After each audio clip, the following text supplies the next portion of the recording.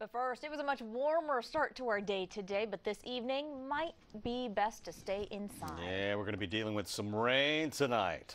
All right, so Brooks, when is this rain going to start moving in? So we're going to see a steady rain developing tonight after about 8 or 9 o'clock tonight. And then after midnight, it becomes heavy, if not a possibility of street flooding. So heads up if you have any late night Friday night plans, maybe date night. Here it is right now. We've got clouds in place, a couple now scattered showers.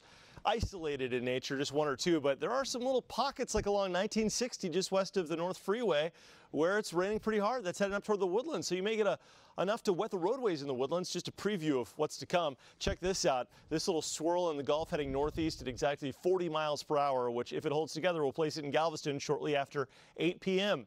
So what's it look like for the rest of the region this evening? Well, we could see by 7 some of these showers and storms developing over the region, becoming progressively more numerous and potentially more intense toward midnight. Look at this possible future radar by 1 or 2 in the morning. If this happens, we will see some street flooding in those typical low spots.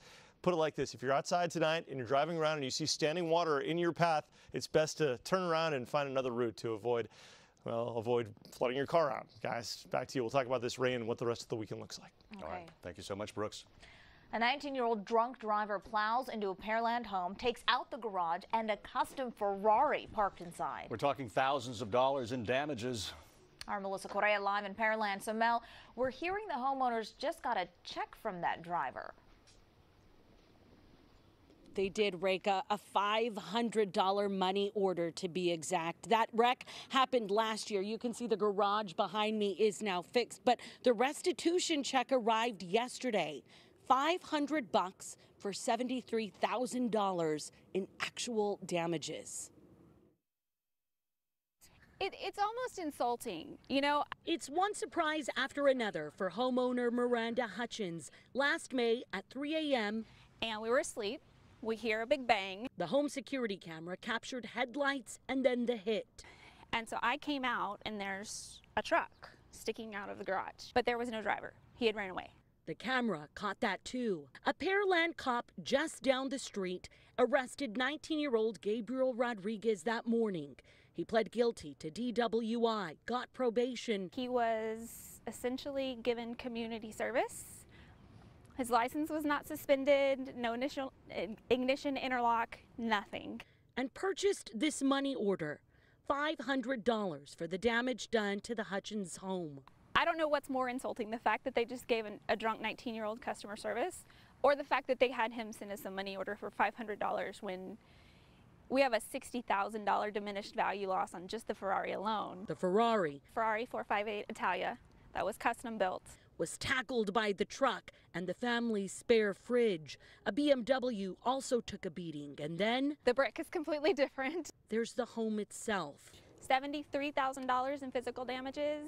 The family's insurance covered all of the repairs. They're preparing for their premiums to rise. Not even so much as an apology from him or his parents. So what's the deal? The Brazoria County District Attorney says the $500 covers the Hutchins insurance deductibles. Brazoria County has made criminals reimburse insurance companies before, but the DA chose not to offer the victim that help in this case. Then talk about how the family is still dealing with this. This is the bedroom window for the Hutchins 8-year-old son. He is so freaked out, worried that another car is going to come plowing into his home. The family tells me he now sleeps on an air mattress in his parents' bedroom. Reka? Wow, Mel, really insult to injury for this family. But did the DA give a reason as to why they didn't make the driver reimburse the insurance company? You know, I had a lengthy conversation with her on the phone today, and she didn't give a specific reason. She did say maybe she and the prosecutors who worked this case should have reevaluated the situation a little more, since Brazoria County in the past has had criminals reimburse insurance companies. She did note, however, had the Hutchins not had insurance, she would have made that drunk driver pay for these repairs. Reka? Wow. All right. Thank you, Mel.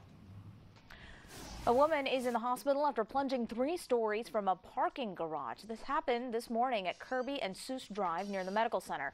Firefighters say she accidentally hit the gas instead of the brake. The SUV was wedged between the garage and a building. Crews used the jaws of life to pull her out. Luckily, she is not seriously injured. Some people believe immigration and customs agents are using new tactics after the arrest of a father of 5. They're afraid it's the result of racial profiling in Latino neighborhoods. Jason Miles is live to explain why. Hey, Jason. Hey there, Ron. This is interesting. According to new data, Houston is number 2 when it comes to the biggest increase in ICE arrests, something this family knows about firsthand. Take a look. Marcela Rivera and her 5 children spoke with us at FIEL's headquarters. That's the immigrant rights group here in Houston. Rivera says immigration and customs enforcement agents arrested her husband, Carlos Guriel, last month. He was loading tools onto his truck at their Southwest Houston apartment complex one morning. His family says he's been in the country 12 years and has no criminal record. I didn't know what to think about. I just think that this isn't fair because he's not a bad person. He was not going to do anything bad. He just wanted to go work so he can help us. I've learned Guriel did have an active order of deportation that goes back a number of years. However, Fiel and others claim ICE agents were not acting on that and arrested him simply because he admitted to not having an ID or work permit when randomly questioned out there at that apartment complex. We, of course, reached out to ICE today, but so far have had no official response. I'll have much more on this story, more from the family and that new data about Houston coming up at 6 o'clock. Back to you. Thank you so much, Jason Miles. A police officer has died after a shooting south of Atlanta. 2 sheriff's deputies were also critically wounded. Authorities say the officers were serving an arrest warrant at a home when it happened. The sheriff says the man who shot them is dead, but it's not clear how he died. Here at home, the search continues for the carjackers who shot a man in the face outside of his home. It happened last night outside of a home on Hardwood Forest Drive. This is in northwest Harris County. The victim died in the driveway. Neighbors say there's been a spike in crime in the area, and this has them on high alert. Deputies are looking for 2 or 3 men who are linked to this crime.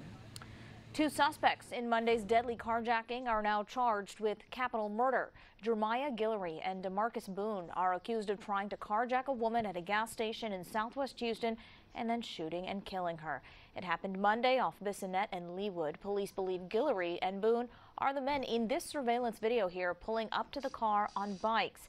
Officers say they shot the woman in the back seat while she was trying to fight them off. In the wee hours of the morning, Congress finally reaches an agreement on the budget that includes nearly $90 billion for disaster relief across the U.S. So how much of that will go toward recovery from Harvey and preventing another disaster like Harvey? Adam Bennett spoke to lawmakers today. So what did they tell you, Adam?